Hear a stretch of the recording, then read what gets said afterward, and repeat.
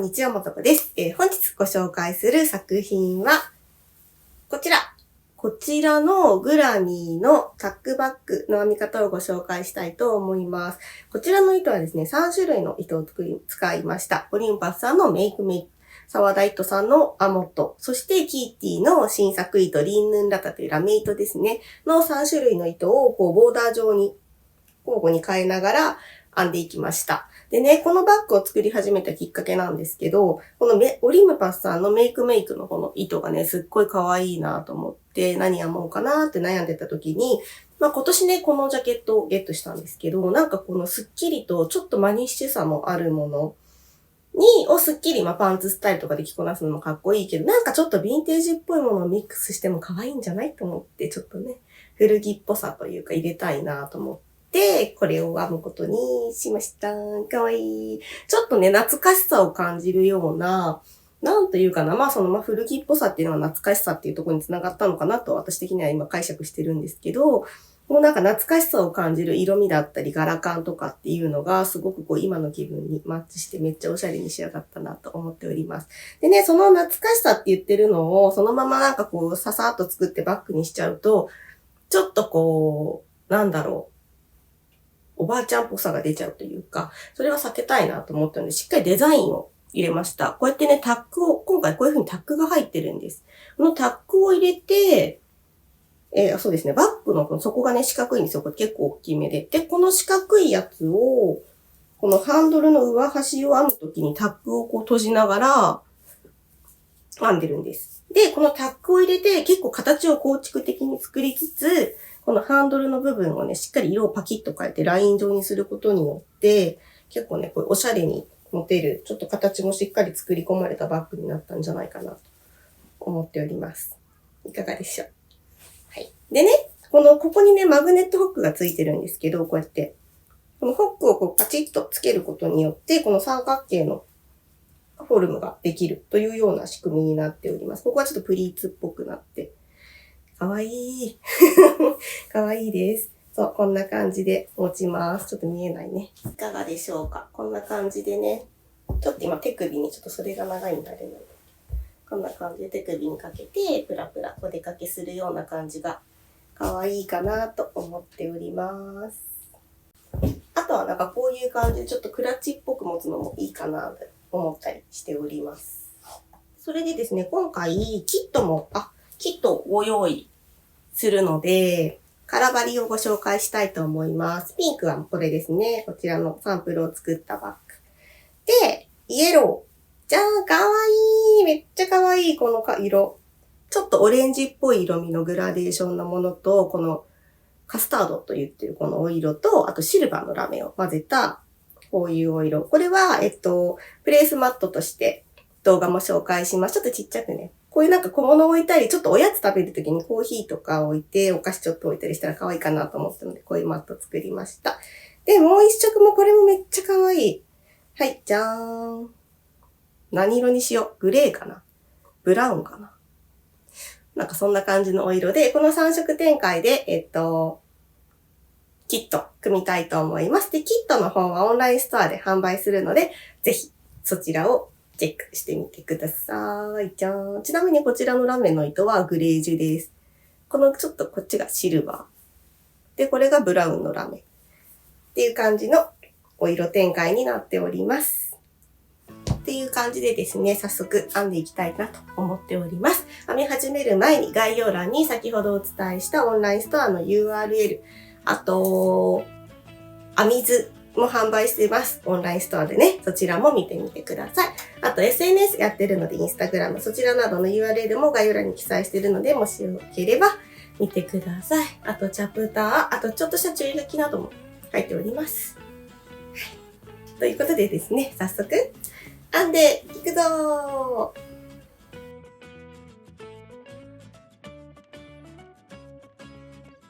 ー。本日はこちらの糸を使って編んでいきます。オリムパスさんのメイクメイク36番。こういうグラデーションの浜寄りの糸ですね。次、キーティーの新作糸、リンヌンラタという糸のブラウンのラメの糸です。こちらラメのリリアーンの糸で、こちらの糸は2本取りにして使います。で、沢田糸さんのアモット28番チェリーブロッサムのウールの糸を使います。で、使用するかぎ針はこちらの6号針を使っていきます。それでは作り目から編んでいきます。作り目は鎖編みで、37目です。そして、糸 A、B、C と3種類使います。こちらのオリンパスさんのメイク、こちらが糸 A となってます。こちら、沢田糸さんのアモット、こちらが糸 B ですね。で、糸 C なんですが、糸 C がキーティのリンヌンラタというこのラメの糸、こちらだけ2本取りで、編んでいきます。こんな風に2本引き揃えて使っていきます。そして、まず作り目はこちら、オリンパスさんのメイク、こちらを1本取りで使っていきます。で、鎖目は、37目ですね。作り目は鎖編みで37目。このようにして37目鎖編みを編んでいきます。鎖編み37目編めました。それではこちらがバッグの底の図案になっています。今作り目でここからこういう風に編んだ状態ですね。そしたら立ち上がり鎖1目で立ち上がって、鎖3目を編んだら次コマ編み3目を編んだら次は、鎖3目のピコットを編みます。そしてまたコマ編み1目で鎖1目を編んだら次コマ編み2目鎖3目のピコットコマ編み1目鎖編み1目でこの1,2,3,4目ここで1模様となっていてこの柄を1、2、3、4という風に繰り返していきます。それでは1段目を編んでいきます。まず立ち上がり鎖編み1目です。で、次、作り目を拾うときは鎖1本とコマ編み1本を拾っていきます。まずはコマ編みを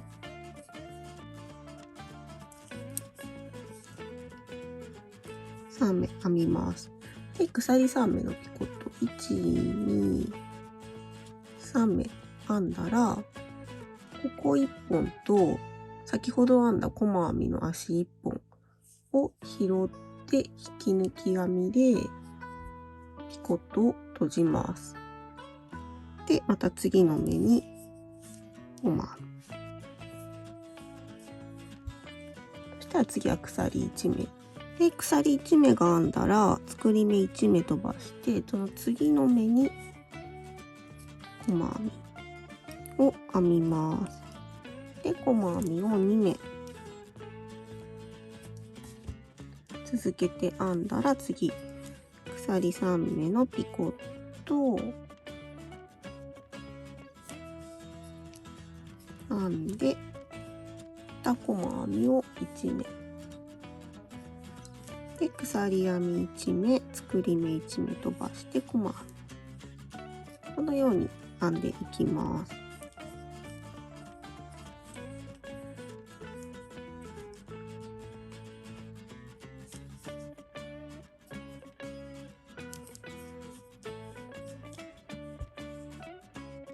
1段目編み終わりました。で、今鎖編みのところにですね、次編むときにわかるようにリングを、つけました。ちょっと、わかりにくくはならないとは思うんですけど、なんとなくちょっと動画的にわかりやすくなるように、こんな感じでリングをつけています。で、この1段目が編み終わるときに2段目で糸 B の沢田糸さんのアモットに変わるので、糸を変えていきます。それでは次は2段目です。2段目は、鎖編み2目で立ち上がり、鎖1目、そして長編み3目、鎖1目、長編み3目。で、この長編み3目はここの鎖編みを側で拾って編んでいきます。で、この、偶数段がこちらと同じ模様になってます。この長編み3目、鎖編み1目、長編み3目なんですが、この4段目以降のこの長編み3目は、この前々段のここの鎖編みを側で拾って編むという風になってます。なので2段目だけちょっと前段のこの鎖を側で拾って編んでいきます。それではですね、1段目のこの終わり、今こんな状態なんですが、ここから、次の段で使う糸、沢田糸さんのアモットに変えていきます。そしたらですね、今最後のこの細編みを途中まで編んでいる状態です。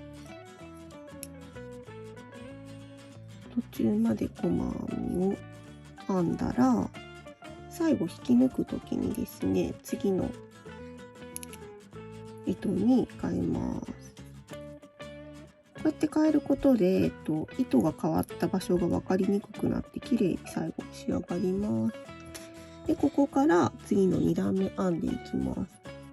立ち上がり鎖編み2目なら、先ほど最後に編んだ細編みに中長編みを編みます。で、鎖編みを1目編む。そしたらこのリングをつけている場所ですね。先ほど編んだ前段の鎖編みの部分、ここを側で拾って長編みを3目編みま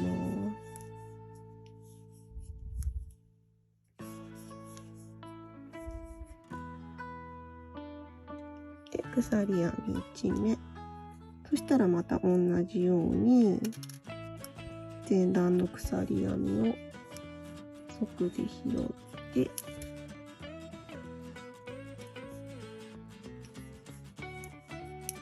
長編みを3目。これを繰り返していきます。2段目、最後のこの鎖編みまで編みました。そしたら最後はこの細編みですね。この細編みを拾って中長編みを2目編みます。はい、これで2段目が編み終わりました。それでは3段目です。3段目はこの前段で編んだ中長編みや長編みですねの頭を拾って細編みを編みます。で、前段が鎖編みのところは鎖編みを編んでいきます。それでは3段目編みます。立ち上がり1目。で、前段の中長編みの頭を拾って、細編み、細編み。で、前段が鎖編みのところは鎖編み。で、また、細編み、細編み、細編み。そして前段が鎖のところは鎖。で、また細編み3目。という風に編んでいきますと。3段目も編み終わりました。それではですね、次4段目はまたこの糸 A にですね、変わるので、この3段目が編み終わるタイミングで糸 A に変えます。で、次4段目を編んでいきます。はい、それでは次4段目ですね。で、基本的に編み方はこの2段目と同じです。違う箇所はですね、この前々段の鎖編みを側ですくって編むという場所というか編み方ですね、が違うところですね。そこを説明していきます。はい、4段目編みます。立ち上がり鎖編み2目。それではですね、長編みをここです。ここに針を入れて3目編みます。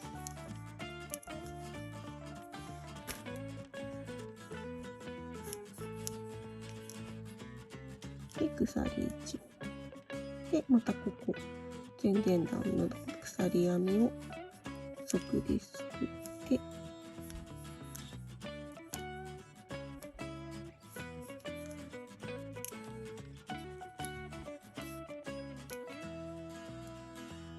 こんな感じで編んでいきます。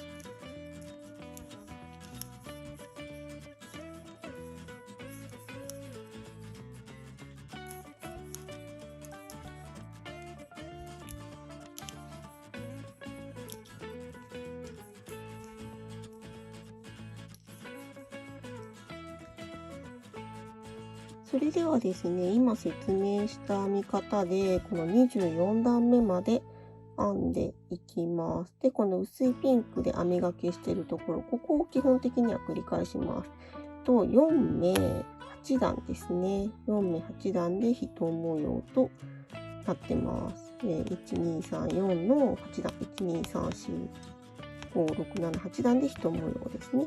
基本的にこことここ、交互に柄がこう繰り返されているのですが、基本的にはこの2段が2段の編み方で全部編んでいきます。24段目まで編み終わるとこんな感じです。こんな風にこのメイクが2段ごとに1回出てきて、このちょんちょんちょんちょんとこのピンクのアモと、そしてこのリンヌラタのキラキラがこの間に出てくるというような柄になっております。で、これでバッグの底は完成です。で、ここまでは平編みで表裏と編んだんですが、次からはこのぐるぐるぐるぐるっと、バッグの側面ですね。バッグの側面は輪編みで編んでいきます。で、ちょっと一旦底の寸法が17センチ×17センチですね、大体の正方形になってます。それでは次は側面を編んでいきます。側面はまずこのバッグの底を一旦ぐるーっと拾っていきます。図案を見ながら編んでいこうかと思います。ですね、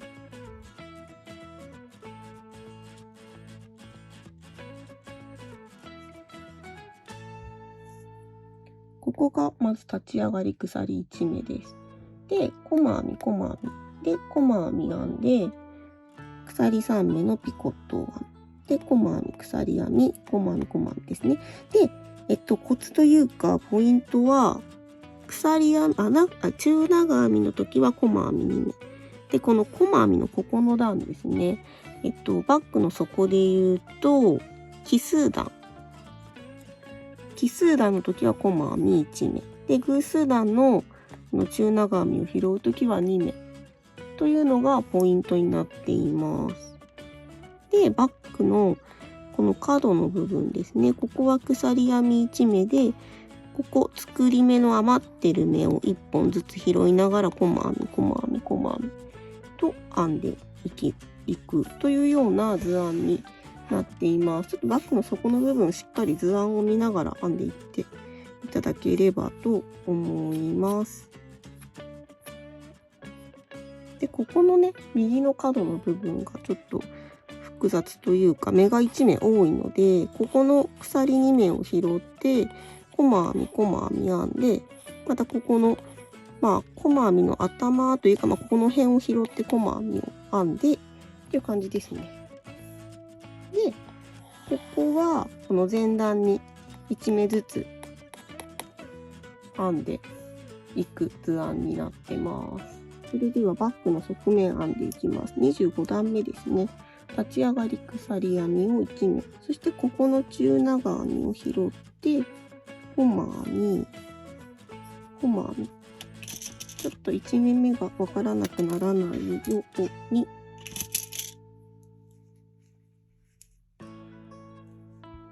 リングをつけておきます。そしたら次のここですね。ここに細編みで鎖編みを3目でピコットで、次の中長編みで細編み拾って鎖編み細編みで鎖3目のピコット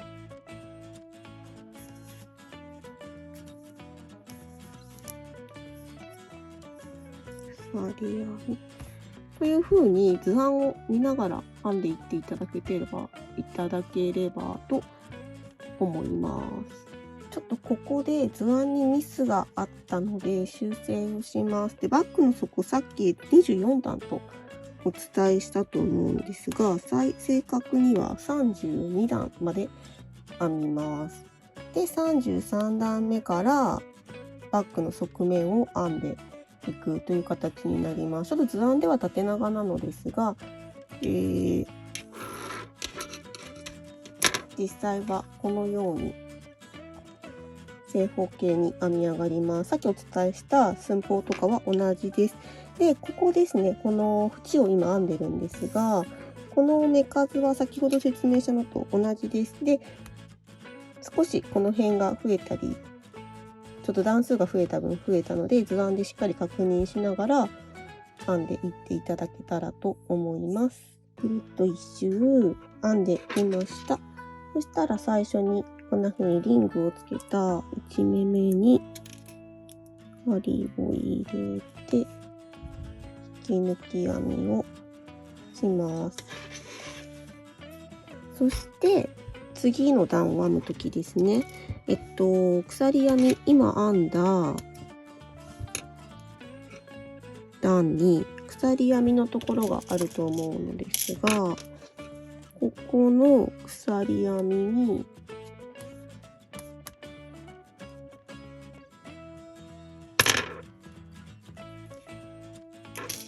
長編み3目、次の段の長編み3目を編み入れていきます。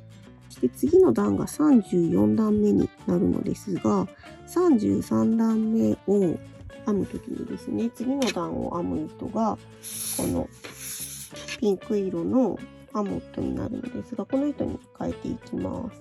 34段目で糸をチェンジ。で、これで34段目を編んでいきます。34段目の図案がこちらです。鎖編み2目で立ち上がって、中長編み。で、この中長編みを33段目の1目目に編み入れます。で、鎖編み1目を編んだら、長編み3目。これを、ここの鎖編みを側ですくって編みます。で、鎖1目編んだら、今度次、ここの鎖編みを側ですくって長編み3目を編む。という風に編んでいきます。で、前段の鎖編みを全部拾っていく感じになります。それでは、34段目ですね、編んでいきます。立ち上がり鎖編み2目で中長編み、鎖編み1目編んだら前段のここの鎖編みに側ですくって長編み3目を編みます。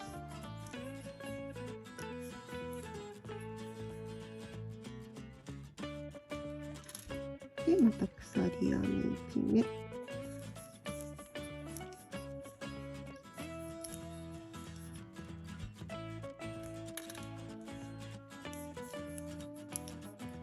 長編み3目、鎖編み1目という風に、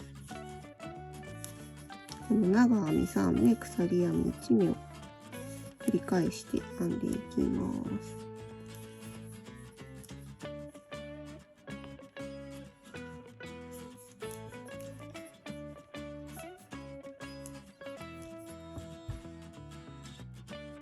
34段目がここの鎖編みまで編めました。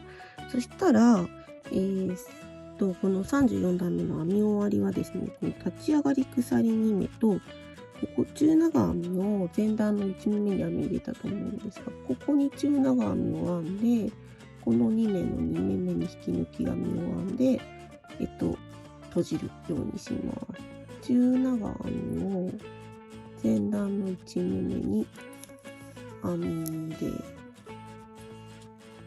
れて、立ち上がり鎖2目の2目目に針を入れて引き抜く。これでですね、34段目が編み終わりました。で、基本的に、こっから先の編み方は、そうですね、このバッグの底を編んだのと、編み方は基本同じです。ただ違うのが、先ほどまでは表裏と平編みで編んだのが輪に編んでいく。で、ここで編み始め、編み終わりがある感じですね。編み始めて、編み終わって輪を閉じていくという風に編んでいきます。次、35段目編みます。35段目立ち上がり鎖編み1目編んだら、コマ編みで前段の、中長編みの頭を拾ってコマ編みで鎖編み、コマ編み、コマ編み、鎖3目のピコット、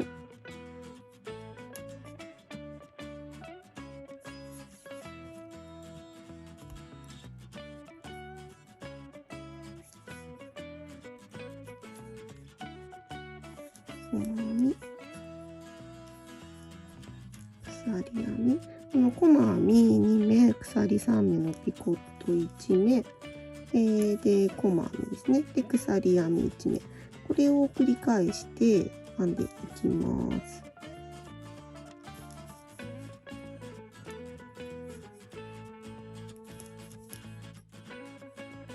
じゃあこちらですね、35段目を今編んでます。コツとしては前段の鎖編み1目のところが鎖編み1目になる感じですね。で、前段の長編み3目の頭をコマ編みで拾って、間に鎖3目のピコット入れてコマ編みを繰り返していく感じです。35段目編み終わりました。そうしたら、1段目針を入れて引き抜いて留めるのですが、ここでこのメイクに糸を変えます。次の段から今度こちらの糸で編んでいきます。それでは次38段目ですね。編み方34段目と基本一緒です。で、この長編み3目を編み入れる場所だけですね。この前々段の鎖を側で拾って編みます。で、この編み方はこのバッグの底でも説明したと思うので、同じように編んでいきます。それでは38段目、鎖編み2目編んだら、中長編みで鎖編み1目、長編みをこの前々段の鎖側で拾って編む。これを3目ですね。で鎖1目、長編み3目、これを繰り返していきます。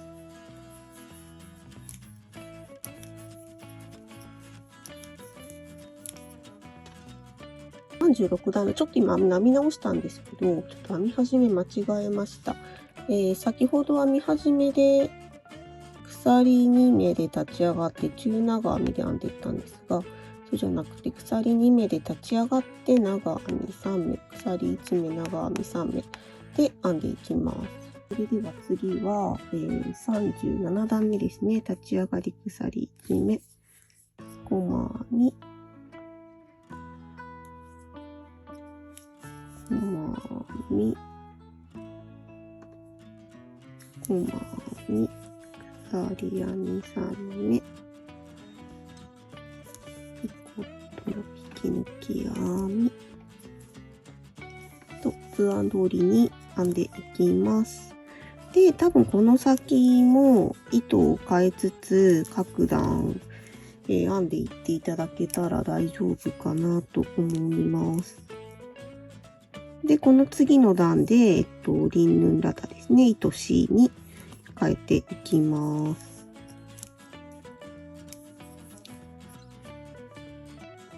37段目まで編み終わりました。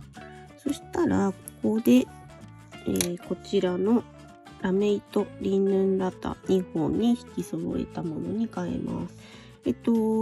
動画だと今、初めて出てきたんですが、このバッグの底にも使ってます。で、バッグの底の部分は、このピンクのアモットの糸とこのリンヌンラタ一体カットして、また必要なところから糸をつけて、糸を剥ぎ合わせてというか、糸をつけていって編んでいきます。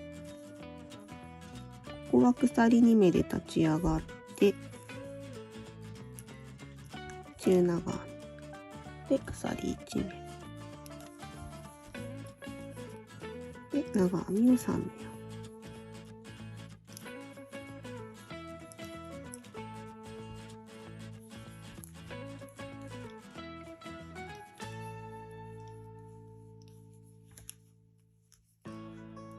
はい、こんな風に編んでいきます。はい、64段目まで編みました。こんな感じですね。ちょっと一旦サイズを測ります。バッグの底がここまでなので、ここからで高さが 17.5 センチで、仕上がっております。で、ぐるり、ここの目数ですね。ぐるり172目という感じで、これをこんな風に分割して次は編んでいきます。それではですね、次はこのバッグのこの上端を、こんな風に、タックを取りながら、ぐるっとね、編んでいきます。で、タックの位置なんですが、今、ぐるり一周172目で上がってると思います。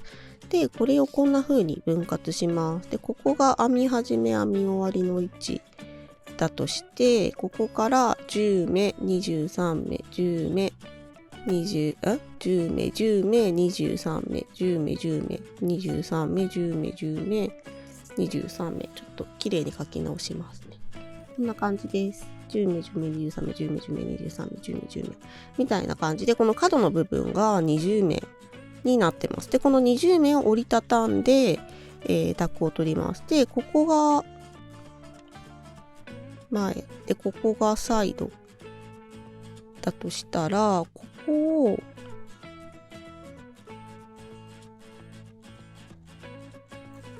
こんな風に折りたたみます。で、反対側も同様ですね。それでは次はですね、こんな感じで等分に分けていきます。ここが編み始めと編み終わりの箇所ですね。で、角が全部20目取ってます。で、間23、23、23、23全部足すと172目になります。で、タックの取り方なんですが、これ折りたたんで、こういう風に折りたたんでタックを取っていきます。で、こういう風に、これ前、サイドだとしたら、前を向いた状態の時にこういう風にタックが取れるように、折りたたんでいきたいと思います。そしたらですね、今均等にこんな風にマーカーをつけてます。で、ここが10目。で、ここが23目。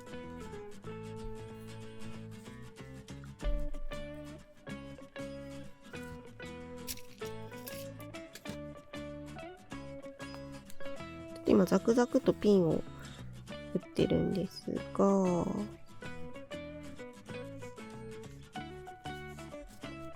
編んで閉じるときは目数を数えながら、閉じていきます。ちょっと全体感をつかむために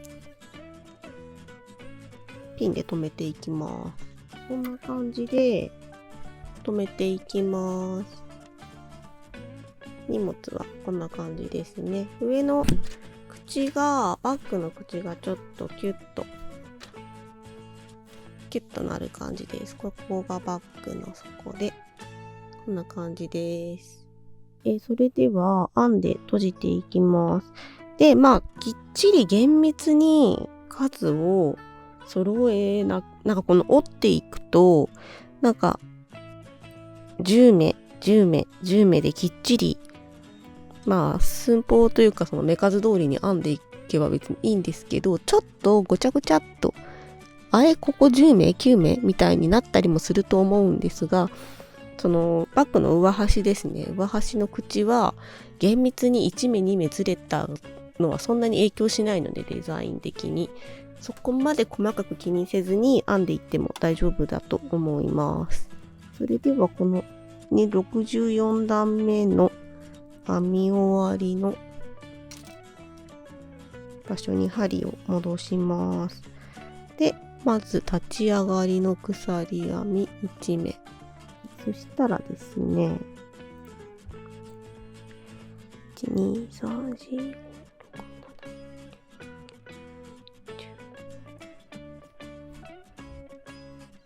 10目目と、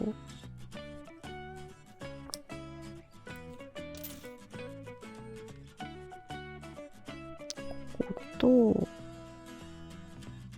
1目目、この3箇所に針を入れて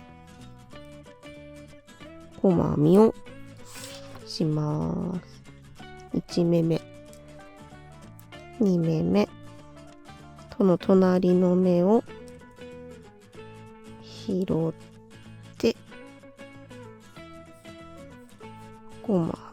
これでまずこのタックの部分を10目編んでいきます。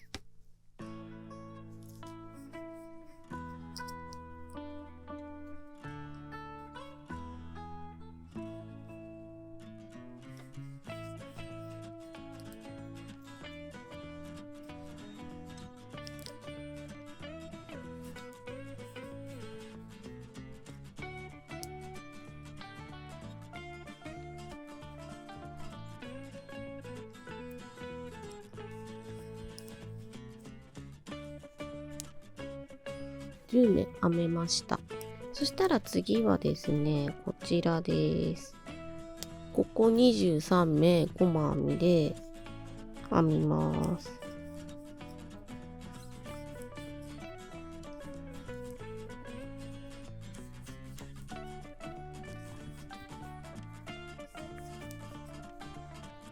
そしたらですね、またここタックを取って編んでいきます。ここですね。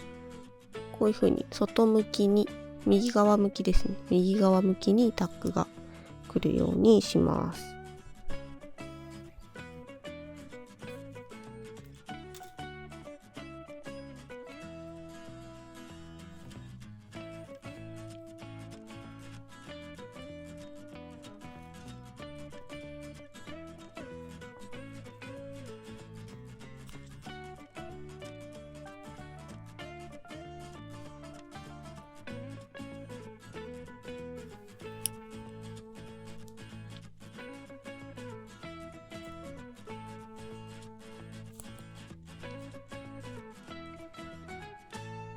外側1本と次の目も拾って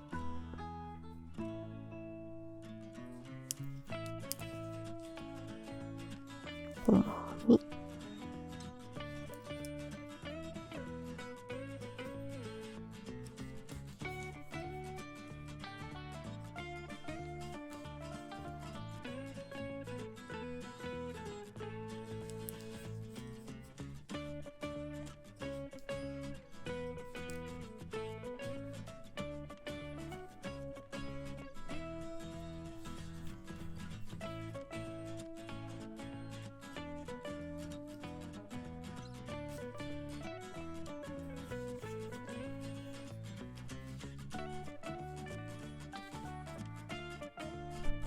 10目編めました。そしたら次はここ3目です。細編みで真ん中3目。はい。そしたらまたここタックを取って10目編みます。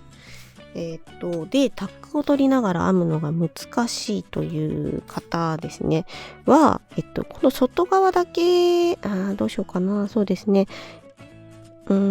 できれば1本ずつ取っていくのがいいと思うんですけど、こうザクザク拾っていく方が、もしかしたらこうやって、串刺し状態、こんな風にして細編みしていく方が簡単ではあるかもしれません。ただ結構ゴロゴロすると思うんですよね。なので、できれば、1本ずつ拾っていく方がいいと思います。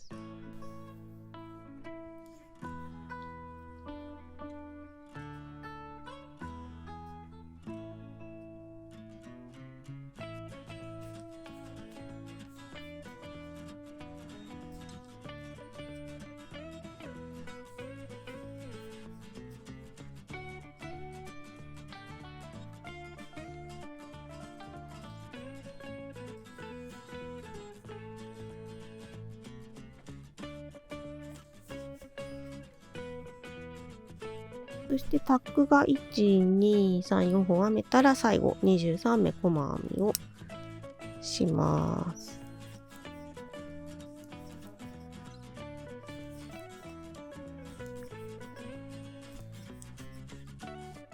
あと1本タックありました。こんな感じですね。あとこの最後の1本のタックを編みます。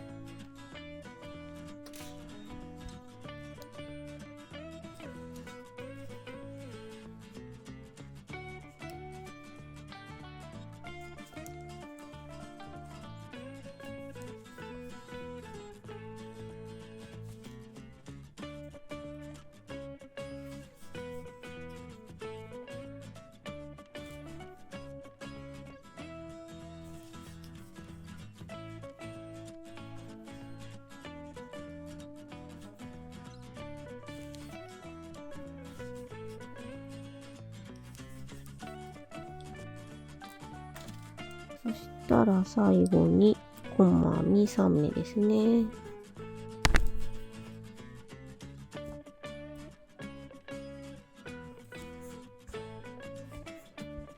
で、1目目に引き抜き編み。これでバッグの上端の1段目ですね。編めました。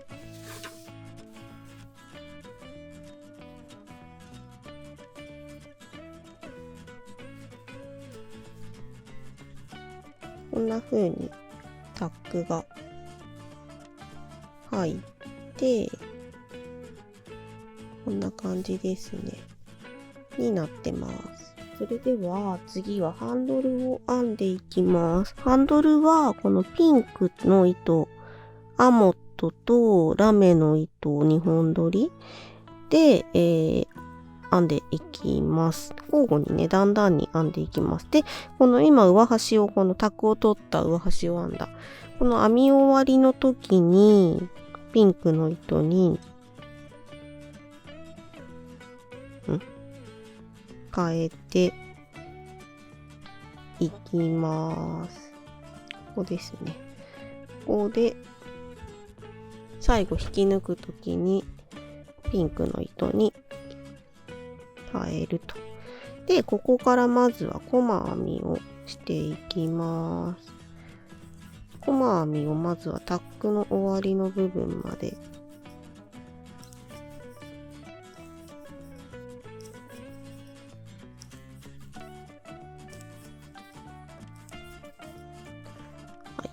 今細編み10目編んでますね。そしたらこの23目の部分、ここにハンドルをつけていきます。まず8目、1、2、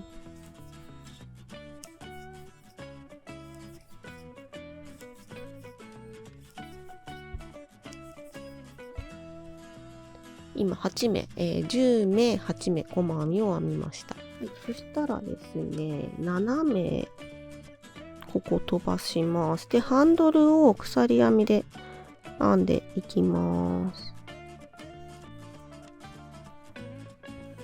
鎖編み40目です。で、7目飛ばします。1、2、3、4、5、6、7目飛ばして、8目目。1、2、3、4、5、6、7目飛ばして、8目目に細編み。こんな感じ。10目、8目、40目の鎖編み、7目飛ばして、ここ8目、10目みたいな感じになっていきます。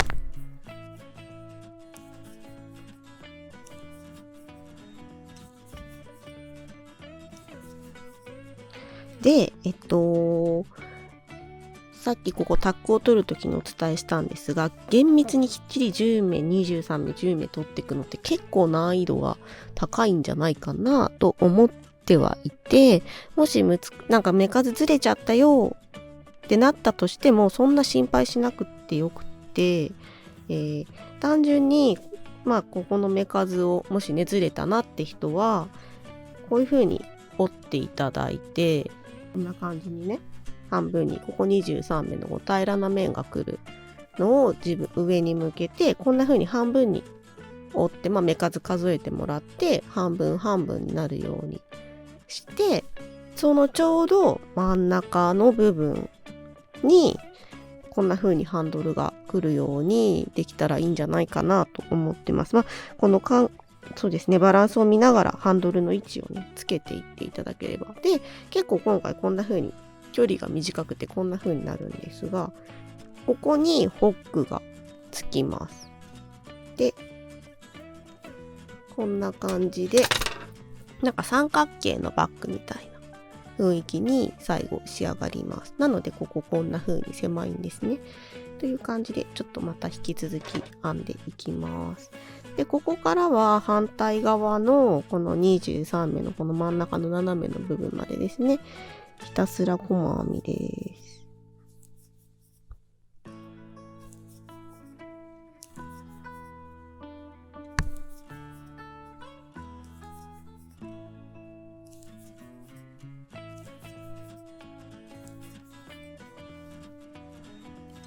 この反対側のタックの10目の部分まで細編みしました。そしたらまた反対側と同様に8目、鎖編み40目、7目飛ばしてまた8目という風に編んでいきます。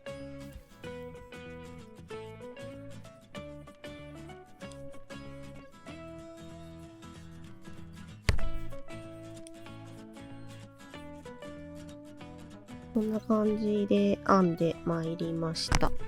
で、タックの部分も編み終わって、最後3目細編みので、ここで糸を変えます。今ピンクの糸なんで、次はこのラメの糸、ハンドルはボーダー状にしたいと思います。変な髪型しちゃった。はい。で、こんな感じで細編みでまた同じように編んでいきます。鎖編みの部分編んでいくときは裏山1本のみを、拾っていきたいと思っております。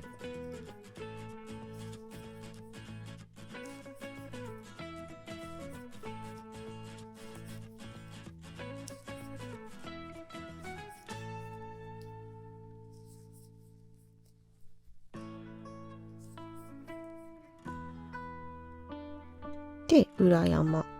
この鎖編みのこのポコってなってるのが裏山ですね。はい、裏山のみを拾って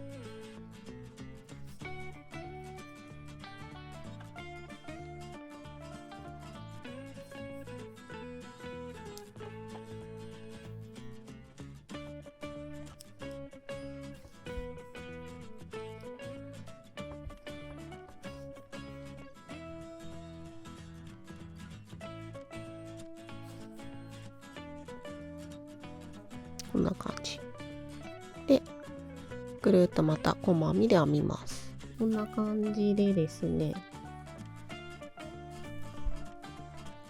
ラメがぐるっと一周編まれました。で、またこの編み終わりの時に糸を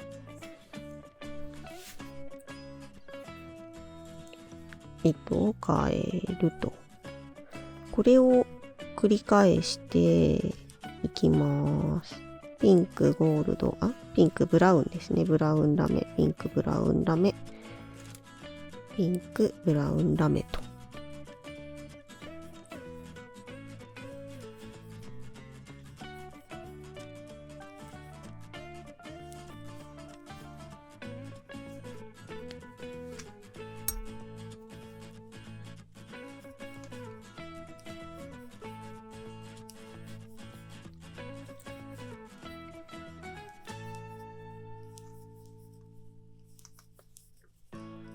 で、ハンドルの部分も細編みで編んでいく。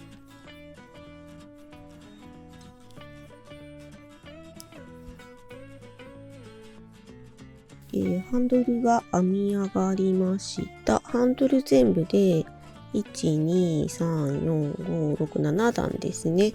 このピンクの糸とラメの糸、アモットとラメの糸をボーダー状に交互に編んで、増減なしで編んでるので、こんな感じでまっすぐのハンドルになります。で、こんな感じで、持つとこんな感じですね。ホックをつけるんで、つけると、こんな風に三角形、持つとね、ちょっとまた後で形は整えますが、持つとこんな風に三角形の見た目になります。それではホックをつけていきます。で、ホックは普通に手縫い用の糸でも大丈夫なんですが、今回はこのアモットの糸を使って、ボタンをつけていこうと思います。こんな感じで、ちょっと刺繍糸みたいな感じで糸を割って、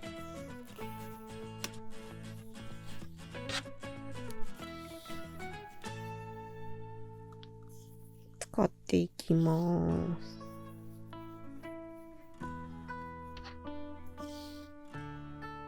はい、割れました。で、これをとじ針に通します。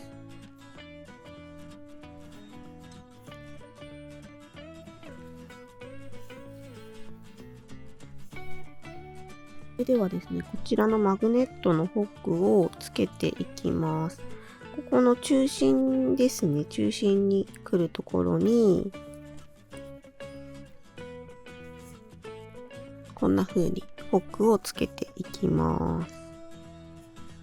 先ほど針に通したですね。糸を通した針で、こんな感じで、くるくるっと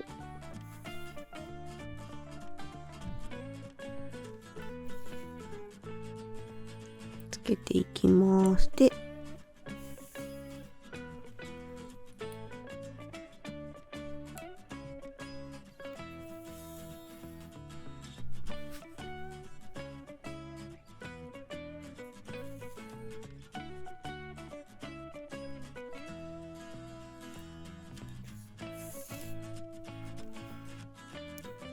はい、こんな風にですね、こちら側とあとこちら側にもつけてパチッと留めれるようにします。ホックつきました。これをパチッと留めて、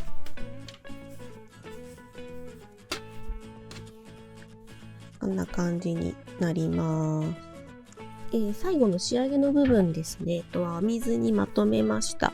綺麗に。タックの折り方ですね。タック折る前172目、折った後92目になります。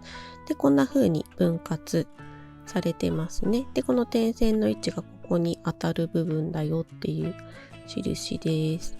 で、タックを細編みで留めると書いてあるのですが、これを折った後、こういうバッグの形状になります。で、この3枚、ここの3枚を同時に細編みで留めていきます。で、ハンドルですね。ハンドルの図はちょっとなんか複雑に見えるんですけど、基本的にはもうとにかくまっすぐにこういう風にまっすぐ編んでいくよっていう意味になってます。で、ここから、鎖編みを40目作り目を編んで、斜め飛ばして細編みを編む。で、この緑の段、次ラメの糸ですね。ラメの糸でとにかく拾って、ずーっと先ほど編んだこのピンク色の段を拾って、前段を拾って、で、この鎖編みで作り目をしたところは裏山を拾って編んで、まっすぐに増減なしで編んでいくというような、形になってます。こんな感じで完成です。こんな風にサイドにタックが入って、一応こっちが表向きというパターン上にはなってるんですが、こんな感じでタックが入ってたり、結構底がね四角いのでコロンとした感じで持つようなイメージになるかなと思います。それではネームをつけていきます。どこの面でもいいんですが、ここが一番平らなので、この辺にこんな感じでつけていこうと思います。ネームをつけます。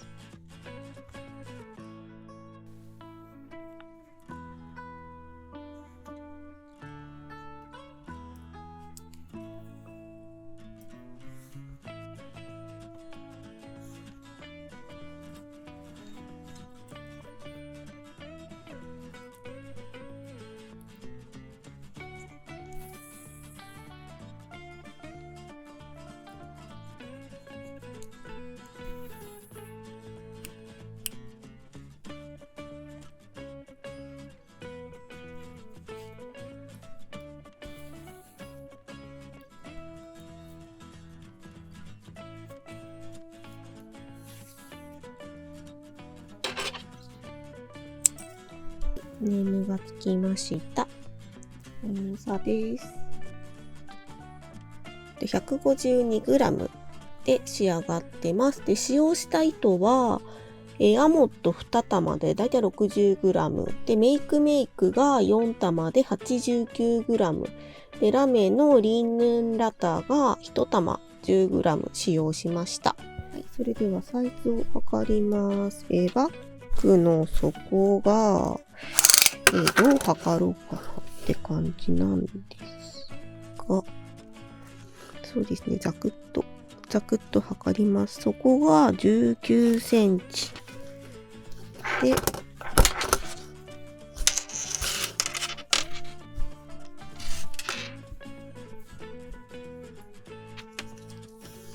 高さが、17.5 センチ。で、奥行きがこっち側かな。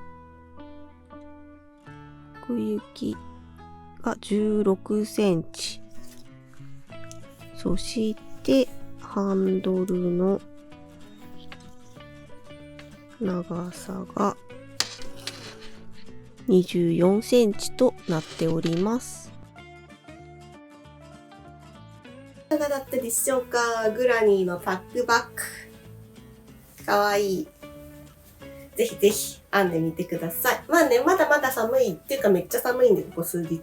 まだまだ寒い日は続きますが、気分はちょっとずつ春に向かっていくということで、春物もいろいろ作っていきたいと思います。